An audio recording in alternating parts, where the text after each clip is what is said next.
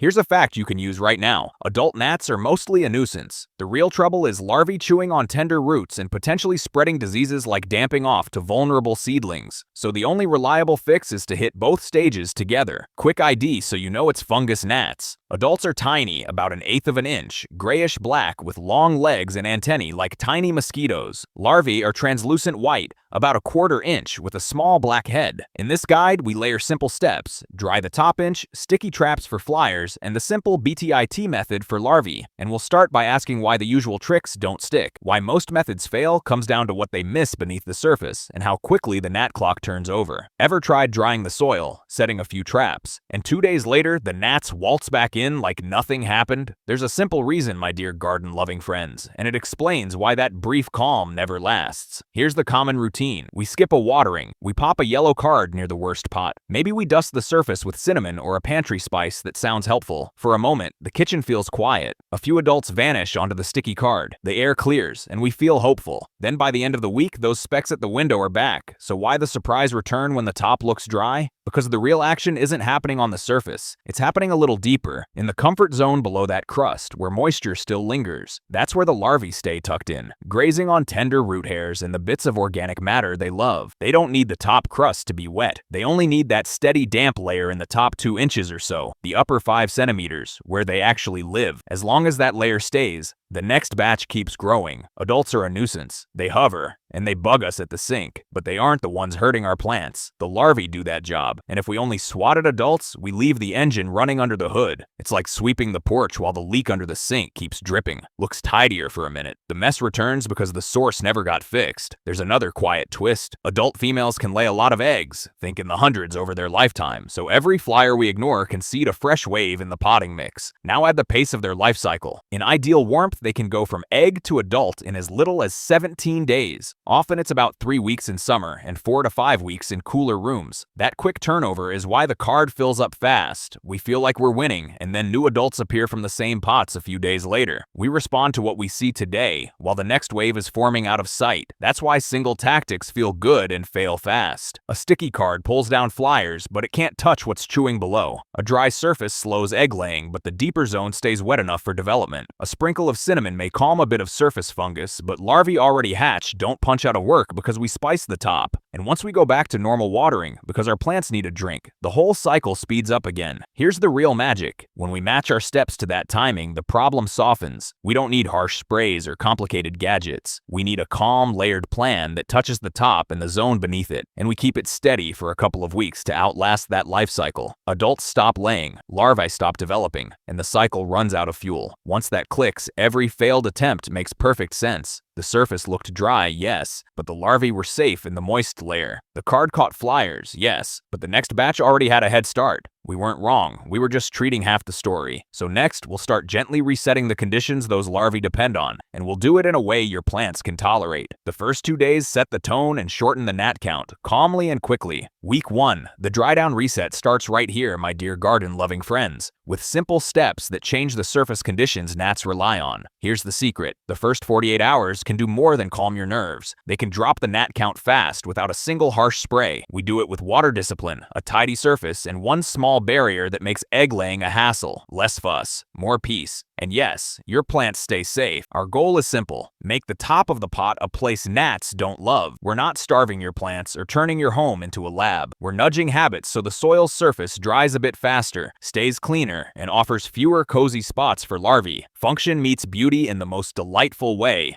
The gentle balance matters. Some plants like steady moisture, ferns, calatheas, and seedlings especially, so we don't bake the whole pot. We only let the top layer dry, then water with care. That way the roots stay happy while the gnats lose their nursery. Start with checks you can trust. Press a finger into the mix. If the top 1 to 2 inches feel dry, it's time to water. If not, wait a day. Prefer a tool? A basic moisture meter works fine. Ease matters. No guessing, no heavy lifting. This drying step reduces larvae, but it won't eliminate the issue by itself, so we pair it with the next moves. Now give the pot a little lift. Set it on an upturned saucer, a trivet, or a plant stand so air can move under the container. That airflow helps the surface dry evenly. Slide the pot a few inches from the sink or humid corner for now. More light and a small fan on low nearby will quicken the surface dry down without stressing the plant. Better air turns down the damp that pests prefer. Clear the buffet. Brush away fallen leaves, mossy bits, and algae on the top. Those soft, damp layers invite egg laying. Use a spoon or a small fork to gently fluff the top half-inch of soil. This opens the pores, breaks crusting, and helps it dry smoothly. It also stops tiny wet pockets where larvae like to rest. Add a simple barrier that works quietly. Spread a top dress of coarse sand or fine aquarium gravel across the surface, built up to about 3/4 of an inch thick. Keep it level. That drier, gritty layer makes the surface unfriendly to adults looking to lay eggs and blocks easy access to the potting mix. It looks tidy too. Water from the top, only when the top inch is dry. Pour slowly and evenly. Don't flood. If your plant prefers a heavier drink, water in 2 passes a few minutes apart so the surface doesn't stay soggy. If you bottom water, give the pot time to wick, then drain fully and let the top layer breathe. This is cultural control in action. Most outbreaks come from kind but frequent watering that keeps the top layer damp. We aren't punishing the plant. We're training the surface to rest between drinks, safer roots, fewer gnats. A calmer routine you can keep on a shoestring budget. As this reset takes hold, you'll see fewer adults lift off when you move a pot.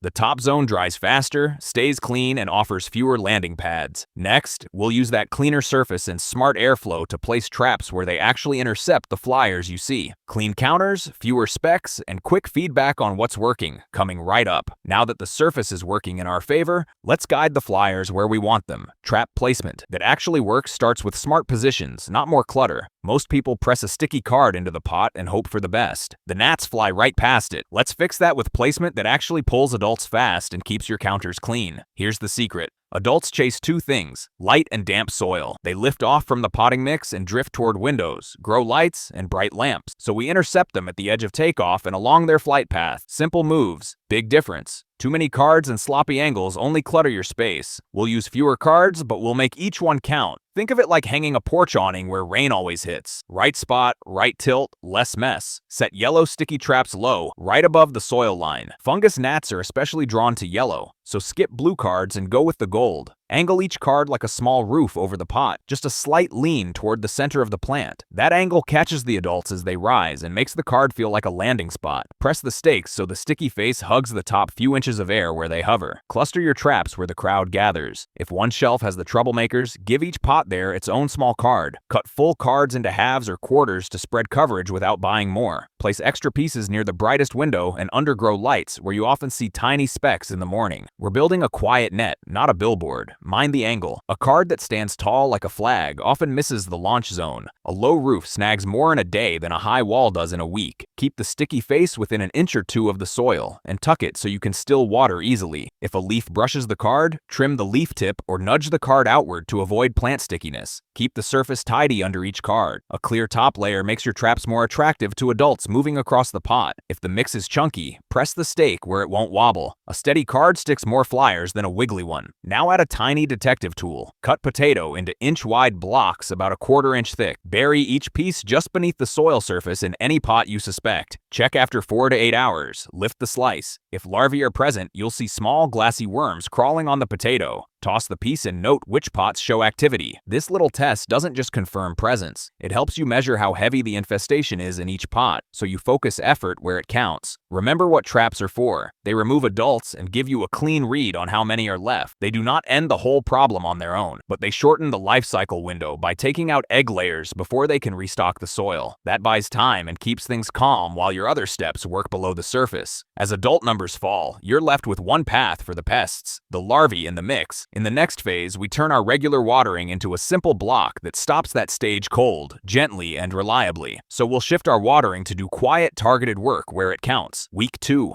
The BTI Mozzie Tea. Drench folds into your normal routine and keeps your hands free. Here's the secret most folks skip. You can turn your normal watering into a quiet larva stop sign. No harsh sprays, no new gadgets. Just a simple brew we'll call Mozzie Tea that fits right into your week 2 rhythm and keeps your home calm. BTI is our friendly helper. It's a naturally occurring microbe that targets fungus gnat larvae in the soil. It's deadly to mosquito and fungus gnat larvae, but harmless to people, pets, and plants. We use it like a routine rinse that reaches the trouble spot where the larvae feed. We keep it steady for a short stretch and the cycle loses momentum. Now the part that trips people up is the how. Do we sprinkle the bits on top? Do we stir the potting mix? How often do we water with it? Let's remove the doubt and make it easy to repeat without notes. We'll soak, we'll drench, we'll repeat a few times. That's it. Take mosquito bits or 1 mosquito dunk. Warm a jug or bowl of water. Hand warm, not hot. Use a clear ratio. 4 tablespoons of bits per 1 gallon of warm water, about 4.5 liters, or break off a dunk piece about the size of a large coin for the same volume. Soak in very warm water for at least 30 minutes. Give it a swirl now and then. Warmer water infuses faster. Cooler water needs more time, up to several hours, and overnight is fine if it's cold. The water will look like weak tea. Strain out the solids with a small kitchen sieve, or let them settle and pour off the top. That liquid is your Mozzie tea. Water your plants as you normally would, but use this infusion. Pour slowly to wet the entire surface, then continue until you see the first drips in the saucer. You want the tea to move through the root zone where larvae graze. Don't flood. Aim for even coverage across every pot that showed flyers or a positive potato test. If a pot is very large, water in 2 passes a few minutes apart so the surface doesn't pool. Save any leftover tea for the day and use it up. Make a fresh batch for the next watering. Keep the sticky traps in place for monitoring. They're not the cure here, they're your dashboard. You should see the cards fill more slowly as the week goes on. Repeat the drench with every watering for 2 to 3 cycles in week 2. If your plants are on different schedules, that's fine. Each pot gets the tea the next time it needs a drink. Stay steady. Consistency is the muscle. Think of it like setting a slow cooker. You let time do the work. Here's the practical insight. BTI targets the larval stage, not the adults. With steady use, it cuts down larvae and shrinks the next wave. Some pots clear fast. Heavier cases, dense mixes, or cool rooms can take longer, and full resolution can stretch over several weeks. That's normal. Keep the rhythm and the numbers fall. Each drench closes another door below the surface. The top stays tidy from week 1. The traps keep trimming the flyers you already had, and this tea winds down the source with calm, repeatable steps. If a few stubborn pots or delicate seedlings still fuss, we can add a gentle helper alongside BTI for a clean finish, still home safe and easy to manage. If you'd like a measured upgrade to the plan, we have 3 calm add-ons that slot in without fuss, optional boosters, peroxide, nematodes, Bwedi, and DE. Want a little extra push for the pots that won't settle down, or for seedlings that sulk when you look at them wrong? We have 3 gentle helpers that stay friendly to you, your plants, and your living room. We'll use them like a soft nudge, not a hammer, and keep the routine calm. Some infestations hang on in dense mixes, self-watering planters, or wide, heavy containers that dry slowly. Larvae can tuck into those damp pockets even after your week 1 reset and the BTIT. A booster gives you clean closure without turning your home into a mess. We keep control, and your plants keep growing. We also set one clear line. No harsh foggers, no sticky powders floating in the air. We use light touch tools with simple steps you can do on a quiet afternoon. Safety first. Clean surfaces, easy cleanup. That's our path to pure tranquility for under $20. Here's the secret for a quick knockdown. A mild hydrogen peroxide drench helps oxygenate the root zone and disrupt larvae. Use regular 3% household peroxide from the pharmacy. This ratio is for 3% specifically. Mix 1 part 3% peroxide to 4 parts water in a small watering can or pitcher. Water the soil evenly until just a hint reaches the saucer. You'll hear a soft fizz as it breaks down into water and oxygen. Use this sparingly, no more than once per pot in the reset, because it's a short, firm note, not a weekly song. If the plant is very tender, test on a small section of the soil first and wait a day. For living help, Steinernema feltii nematodes do quiet work while you rest. They're microscopic and they hunt larvae in the moist layer. Order a fresh pack, store it cool per the label, and apply in the early morning or late evening to avoid UV damage. Mix with clean, room temperature water and water it in across the soil surface. Keep the soil lightly moist for a few days so they can move and do their job. Think of them like a tiny grounds crew that clocks in and keeps at it while you make tea. If you want a dry top barrier, choose food-grade diatomaceous earth, the pesticide type. Never use pool-grade or filter-grade DE. It's a fine powder made from fossil shells. Sprinkle a very thin layer across the dry soil surface, just enough to dull the shine. Wear a simple mask when you apply, and keep pets and fans at a distance so it doesn't go airborne. The key is dry. It doesn't work as a pesticide when wet, so if it clumps after watering, let the surface dry and reapply lightly. Use it where you won't be brushing the top often. All 3 tools fit cleanly into an integrated, gentle approach. We pick based on your comfort and what the plant can handle. Peroxide Peroxide gives a fast reset. Nematodes give steady patrol. DE gives a top barrier that keeps the surface from turning into a lounge. Different tools, same goal. Peace that lasts. For tricky cases, pair one booster with your BTI Mozzie Tea. The tea closes the nursery below, while the booster adds muscle right where the last pockets hide. That's how you move from almost solved to done without lifting heavy or buying a shelf of products. Ready to keep it simple? In a moment, we'll lay out a clear 2-week rhythm you can follow at a glance, with each step in order so you don't have to think twice. Let's set the pace together, my dear garden-loving friends, with a plan you can follow at a glance. Your 2-week Gnat Reset checklist. If you like simple, here's the clean schedule that removes guesswork and strain. We're building a calm 2-week rhythm that works while you rest. Tape it to the fridge and follow the lines. Short steps, gentle timing, real results. We combine what we've learned into a repeatable plan you can run without thinking. The idea is steady pressure on both stages at once. We keep your plants watered on their terms, while we keep the top layer tidy and unfriendly. Function meets beauty in the most delightful way. Too many steps can feel heavy, so we pace this to fit real life. You won't haul bins or mix a dozen products. You'll do small actions that stack. Each one takes minutes. Together, they close the loop. Less clutter, more peace. Week 1 starts with the surface. Let the top 1 to 2 inches dry before any watering. Use your finger or a moisture meter. Tidy the top by removing loose leaves and green film. Add a thin top dress of coarse sand or fine gravel. Place low sticky traps angled like a small roof over each busy pot. For larvae checks, use the corrected potato test. Cut inch-wide slices. Bury just beneath the surface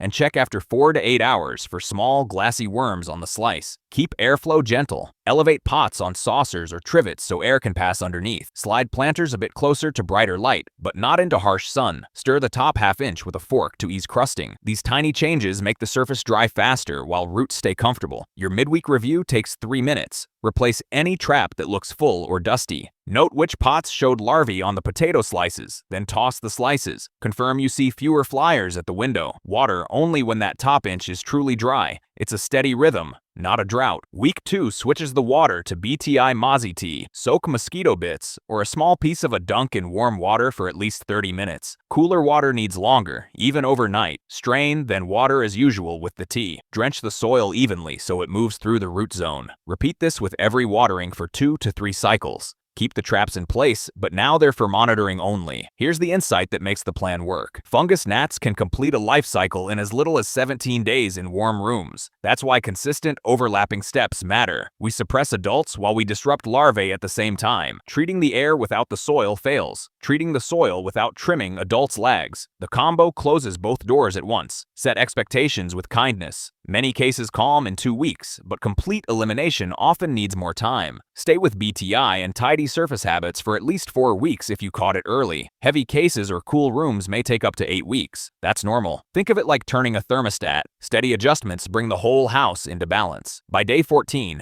you should see adult counts drop and new growth settle. Keep the rhythm until traps stay quiet and potato checks go clean. Then we shift to light, easy habits that keep peace without extra effort. Let's make the calm last, my dear garden-loving friends, with small habits that keep your space serene without adding work. Stay gnat-free with almost no effort. What keeps gnats away for months with almost no work? A few small habits that run on autopilot. We're not starting another project. We're building a quiet routine that hums in the background while you enjoy your plants and your coffee. Less fuss, more calm. And it holds even when life gets busy. Prevention works best when it feels easy. 1 or 2 tiny checks, a small weekly action, and a quick glance now and then. That's all. Think of it like wiping the counter after you cook. It doesn't take long, but it stops the mess from building, and your kitchen stays peaceful. Same idea here, my friends. Here's the secret. New plants and seasonal shifts are the sneaky doors gnats walk through. A gift plant from a friend. A winter move to a sunny window. A spring repot. Each one can introduce eggs or larvae even when the top looks clean. We stay calm and greet those changes with a light, steady plan. Start with quarantine. When a new plant comes home, give it a small corner away from your main group for at least 2 weeks.